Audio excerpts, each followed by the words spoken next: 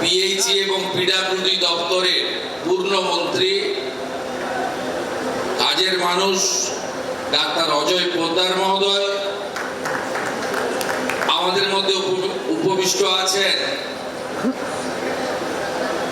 এবারের যে বিধানসভা নির্বাচনে এই রাজ্যে সর্বোচ্চ ভোটে যিনি জিতেছেন 294 জনের মধ্যে 1,04,000 ভোটে জিতেছেন, তিনি ট্রান্সপোর্ট ফিনান্সের রাজ্যমন্ত্রী, শিক্ষক আনন্দময় বর্মন, তরুণ নেতা। আমাদের যত সিদ্ধান্ত আমরা করছি দ্রুততার সঙ্গে যিনি কার্যকর করছেন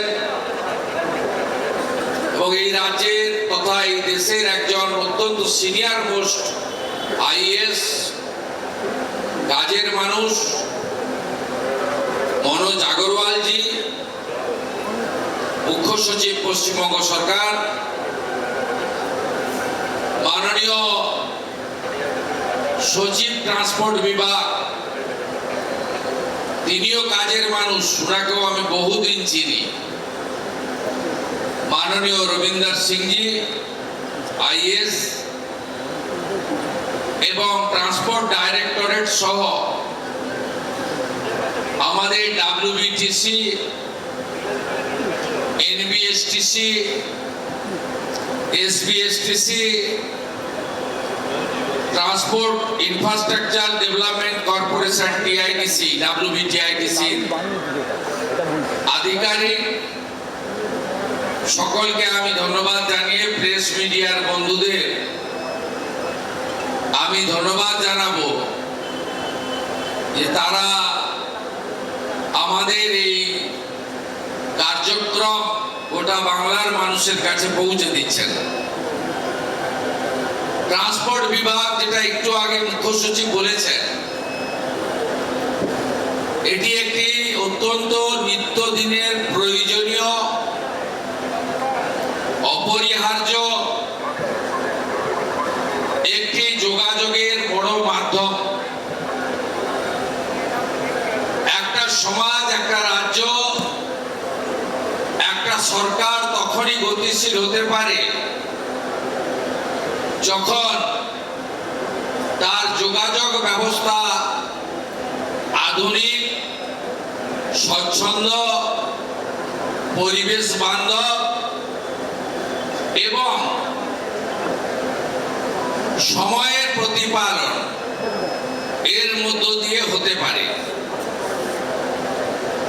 এবং এই যোগাযোগ মাধ্যমের যত আপনি বিস্তার ঘটাবেন ততই এই রাজ্যে শিল্প আসবে, বাণিজ্য বাড়বে এবং কর্মসংস্থানের সৃষ্টি হবে। মাননীয় নরেন্দ্র মোদীজির নেতৃত্বে যেভাবে সড়ক বিপ্লব হয়েছে নীতিন গডকরিজির নেতৃত্বে, এই সড়ক বিপ্লবে আমরা যদি ট্রেন, মেট্রো, জলপথ, আকাশপথের সাথে সরকারি গণপরিবহন ব্যবস্থাকেও সঠিক সুন্দর করতে পারি, আমাদের এই রাজ্য দ্রুততার সঙ্গে এগিয়ে যাবে। আমি 2016 থেকে 20 ট্রান্সপোর্ট দপ্তরের মন্ত্রী ছিলাম। আমি জানি এখানে অপরচুনিটি কতটা আছে। আমি জানি ভারত সরকারের সঙ্গে ঝগড়া যুদ্ধ না করে যদি সমন্বয় করে কাজ করা যায় তাহলে ট্রান্সপোর্ট দপ্তরে কিভাবে উন্নয়নের গতি আনা যেতে পারে। তার সাথে সাথে এই রাজ্যের যে বেহাল অর্থনৈতিক অবস্থা, প্রথমে সিপিআইএম এর সরকার, পরে তৃণমূল সরকার করে দিয়ে গেছে, অর্থাৎ 8 লক্ষ কোটি কোটি টাকা ঋণের বোঝা, এই জায়গা থেকে বেরিয়ে আসতে গেলে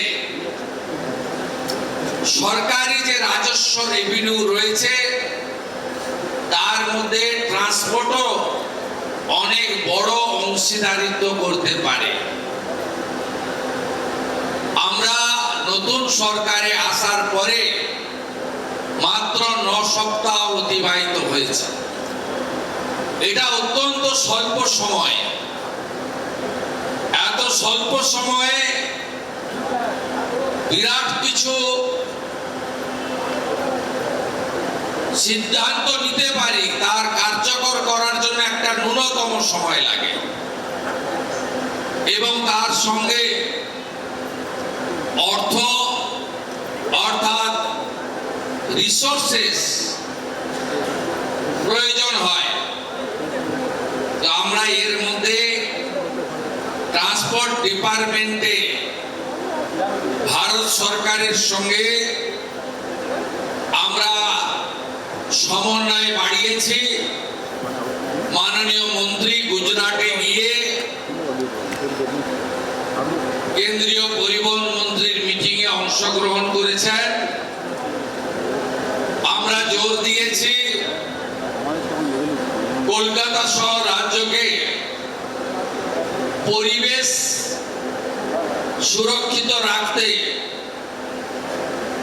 পরিবেশ বান্ধব অর্থাৎ সিএনজি এবং ইলেকট্রিক ভেহিকেল যাতে বেশি আনা যায় করা যায় এটাকে গুরুত্ব দিয়েছে। আমাদের আরবান ডেভেলপমেন্ট মিনিস্ট্রি তাদের সঙ্গে আমাদের কথা হয়েছে। মনোহরলাল খট্টরজি এসেছিলেন।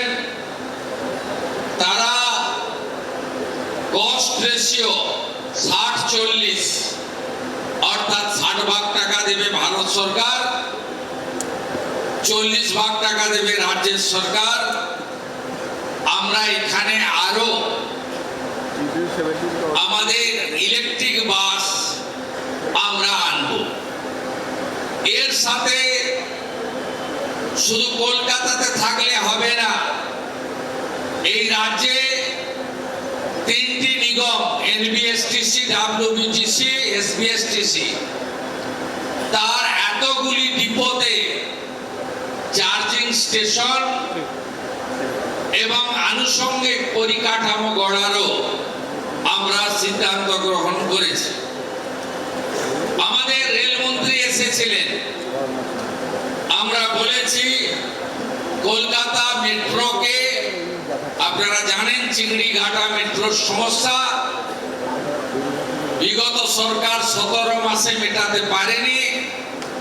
বর্তমান সরকার ডবল ইঞ্জিন সরকার 17 দিনে মিটিয়ে দিয়েছে এবং কলকাতা মেট্রো জোকা থেকে এয়ারপোর্ট সংযুক্তিকরণের পথে অনেকটা এগিয়ে গেছে। কলকাতা মেট্রো যেমন ভারত সরকারের রেল দপ্তর দেখছে, তার আরো বৃদ্ধির প্রস্তাব, সম্প্রসারণের প্রস্তাব আমরা দিয়েছি। কিন্তু আমরা ভারতবর্ষের অন্য রাজ্যের মতো ট্রান্সপোর্ট বিভাগের অধীন সিটি মেট্রো আমরা ধীরে ধীরে চালু করব। আমি মাননীয় মুখ্য সচিবকে বলবো ওয়ার্ল্ড ব্যাংক বা এডিবিআই বা হাটকো এদের সাথে নিয়ে প্রজেক্ট রেডি করার ব্যবস্থা করতে। আমরা দুটো পাশাপাশি থাকা বড় শহরকে প্রথমে যুক্ত করতে চাই, একটা দুর্গাপুর আসানসোল, আরেকটা শিলিগুড়ি জলপাইগুড়ি। এর বাইরেও পশ্চিমবঙ্গ 17তম রাজ্য হিসেবে ওয়াটার মেট্রোতে যুক্ত হচ্ছে। অর্থাৎ আমাদের এই যে সুন্দর নদীপথ, মা গঙ্গার এই অপরূপ যে তার আশীর্বাদ, আমরা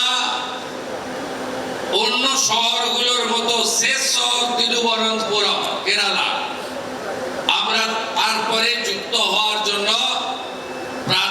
সিদ্ধান্ত আমরা গ্রহণ করেছি। একসঙ্গে সড়ক, রাজ্যের মেট্রো আর জলপথ একে একসঙ্গে এগিয়ে নিয়ে যাওয়ার কাজ আমরা করতে চাই। শুধু তাই নয়, শিপিং মিনিস্ট্রির সঙ্গে আমাদের যৌথ মিটিং হয়েছিল। মাননীয় দুই মন্ত্রী সর্বানন্দ সোনোয়াল, শান্তনু ঠাকুরের উপস্থিতিতে আমি ছিলাম। সেখানে এই যে কোনা এক্সপ্রেসওয়ে, এখান দিয়ে যে ফ্রেট আসে, পণ্যবাহী গাড়ি, তাতে সময়ও লাগে, দূষণও হয় এবং ট্রাফিক কনজেশনের ফলে নাগরিকরা অসুবিধায় পড়ে। আমরা গার্ডেন রিচ এবং শিবপুর, সাকরাই, হাওড়া এবং গার্ডেন রিচের মধ্যে রোরো সার্ভিস চালু করারও সিদ্ধান্ত নিয়েছি, যাতে কলকাতা পোর্টের যে ফ্রেট ওপারে চলে যেতে পারে এই কনজেশন থেকে মুক্তি দেওয়ার জন্য। 15-20 মিনিটে সব কথা বলা যাবে না। 21টা এনডিএ রুল স্টেট যে বিপ্লব করেছে পরিবহন ক্ষেত্রে, দিল্লি যে বিপ্লব করেছে পরিবহন ক্ষেত্রে, কি মেট্রো কি গণপরিবহন ব্যবস্থা, এক্ষেত্রে আমরাও সেই দিকে অগ্রসর হচ্ছি মাননীয় প্রধানমন্ত্রী নরেন্দ্র মোদীজির আশীর্বাদে। আমরা শুধু গণপরিবহন, মেট্রো, জেটি, রোরো নয়, আমরা আকাশপথকেও গুরুত্ব দিয়েছি। উড়ান কর্মসূচিতে যুক্ত হয়েছি, যেটা আগের সরকার যুক্ত হয়নি, এবং বালুরঘাট, মালদা, পুরুলিয়া 3টে জায়গায় ডোমেস্টিক এয়ারপোর্ট নির্মাণ সম্পূর্ণ করার জন্য ভারত সরকার আমাদের অর্থ দিতে রাজি হয়েছে। আমরা কল্যাণীতে 2000 একর জমি চিহ্নিত করেছি। নতুন গ্রিন ফিল্ড এয়ারপোর্ট তৈরি হতে চলেছে কল্যাণীতে।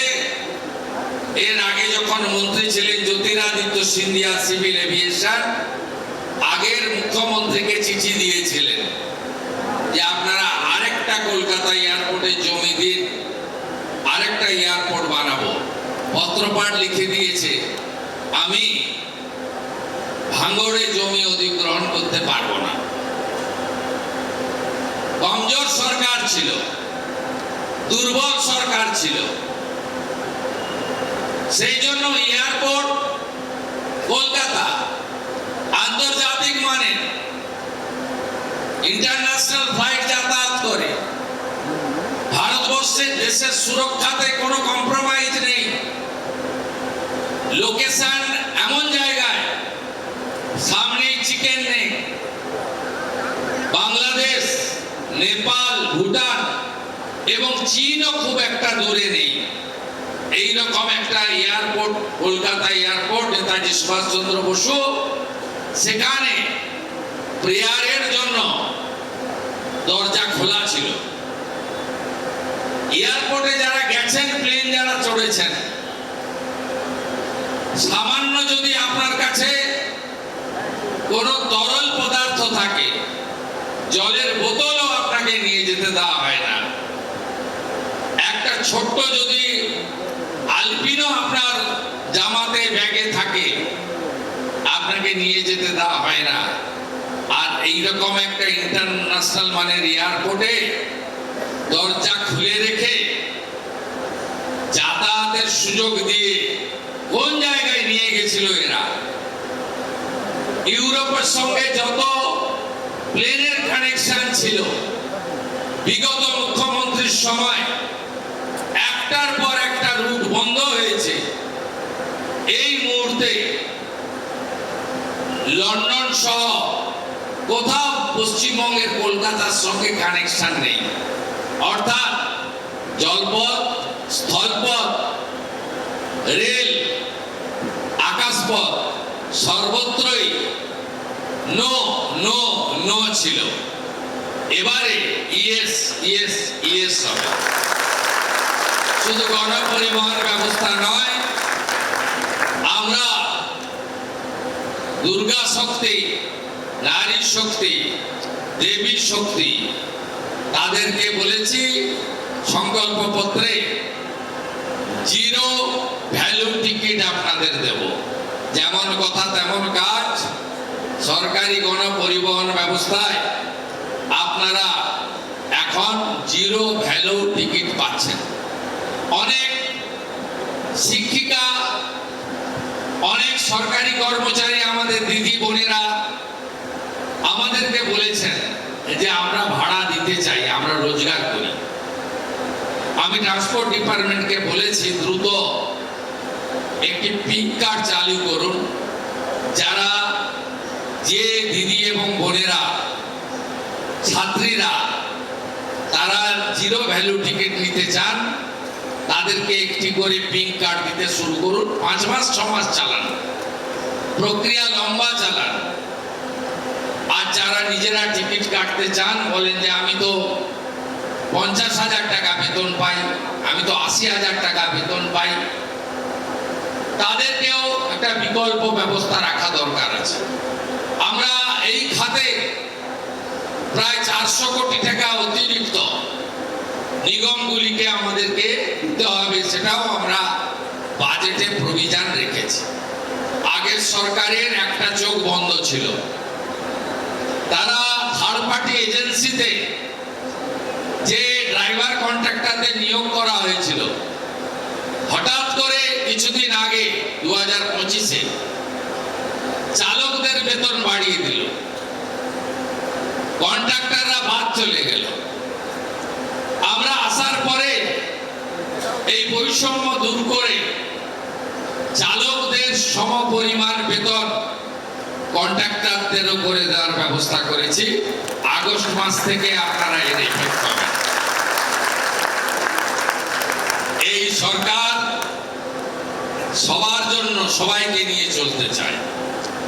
আজকে পরিবেশ বান্ধব 43টা সিএনজি, 7টি ইলেকট্রিক ভেহিকেলের উদ্বোধন হলো এবং আমি ডব্লিউবিটিসি কে ধন্যবাদ জানাবো। স্বামী বিবেকানন্দের তিনি যে পোশাক পরতেন, অর্থাৎ আমাদের সৌর্যের প্রতীক স্যাফরন গেরুয়া কালারে বাসগুলোকে সুশোভিত করে, এটা আমাদের সৌর্যের প্রতীক। স্বামী বিবেকানন্দ, প্রভু শ্রী চৈতন্যদেব সকলেই এর জন্য লড়াই করে গেছেন। তাই আমি তাদেরকে বিশেষভাবে ধন্যবাদ জানাবো। আর মুখ্যমন্ত্রী তো খালি হাতে আসেন না, 400 বাস চেয়েছেন, টেন্ডার করে দিন, 400 বাসের টাকা পেয়ে যাবেন। আমাকে সিএস বলছিলেন 400 তো এখন আপনি দেন, আমরা রেডি। আপনি বলে যান মার্চ 2027-এর মধ্যে, 27-এর মধ্যে